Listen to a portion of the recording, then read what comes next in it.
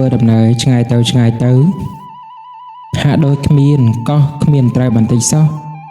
ជីវិតគ្រួសារយើងចេះតែដើរពេញព្រៃដូចជាចោលរស័តតាមទឹករកកោះត្រីមិនឃើញនៅថ្ងៃនេះគ្រួសារយើងអស់អង្កររលែងពីការុងតែម៉ែមិនហ៊ានប្រាប់បងប្អូនឲ្យបានដឹងឮនោះទេនៅពេលដែលបានសម្រាកតាមផ្លូវម៉ែក៏ទៅនិយាយស្ងាត់ជាមួយយាយឯងថាម៉ែយើងអស់អង្ករពីការុងហើយតែយើងត្រូវធ្វើដូចម្ដេចឬយើងត្រូវស្លាប់នៅកណ្ដាលព្រៃនេះដូចជាពពួកមនុស្សដែលយើងបានឃើញតាមផ្លូវនោះពេលនោះម៉ែពពទឹកភ្នែកមិនជប់ឡើយវាហូរចុះមកដោយបាក់ទំនុកនេះក៏ព្រោះតែម៉ែប្រហែលតែយាយឯងធ្វើមុខស្មើហាក់មិនតក់ស្រុបបន្តិចឡើយហើយគាត់ថែមទាំងនិយាយបន្ទោសមកម៉ែវិញថាកូនណាកូនជាបងគេហើយធំជាងគេកូនអាចភ័យបានកូនអាចយំបានប៉ុន្តែកូនអាចធ្វើអ្វីឲ្យលើសពីនេះដើម្បីកុំឲ្យទឹកភ្នែករបស់កូនស្រក់ចុះមកមិនខាតអត្ថប្រយោជន៍ក្រោយពីជជែកគ្នាយាយឯងបានដើរចេញទៅមួយសន្ទុះដោយទុកឲ្យម៉ែនៅលើប្អូន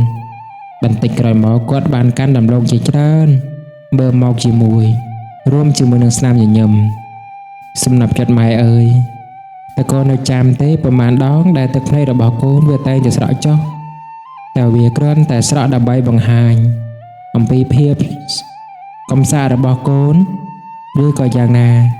កូនប្រុសស្រីម្ដាយបើកូនចង់យំក៏យំទៅចុះប៉ុន្តែនៅពីក្រោយទឹកភ្នែករបស់កូនត្រូវប្រកាសថារាល់ពេលដែលកូនស្រក់វាចុះមកគឺលើសពីទឹកភ្នែកធម្មតាកូនត្រូវធ្វើឲ្យទឹកភ្នែកនោះ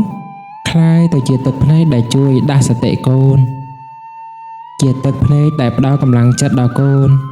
ហើយជាទឹកភ្នែកដែលបានប្រាប់ថាខ្ញុំនឹងចាប់ផ្ដើមសារជាថ្មីឲ្យល្អជាងនេះដូច្នេះហើយដើម្បីសង់ទឹកភ្នែកដែលស្រក់ចុះ